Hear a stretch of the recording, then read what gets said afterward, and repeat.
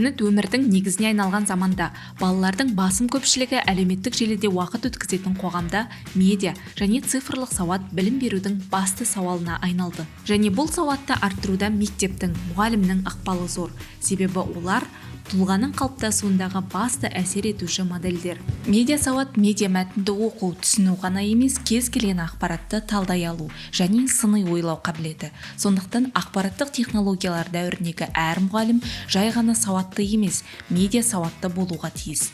Бұрын ақпаратты тек дәстүрлі бақ таратса, қазір қолында смартфоны бар кез келген адам желіде қалағанын бөлісе алады. Қазір көптеген күмәнді ақпарат мессенджерлерден келеді, ал медиа сауаты жоқ адам оны тексермей басқаларға таратады. Бұл әсіресе пандемияда онлайн сабақ оқуға көшкен оқушыларға төнетін қауіп. Медиа сауат жалған ақпаратпен күрес үшін ғана емес, әлеуметтік желіде бақта шыққан жаңалықты тану үшін де қажет. Қазір көптеген ұйым түрлі үгіт насихатын, маркетингін қиындықсыз түрлі әдіспен таратып жатыр. Сондықтан олардың торына түсіп қалмау үшін әр адам объектив ақпаратты манипуляциядан ажырата алу қажет.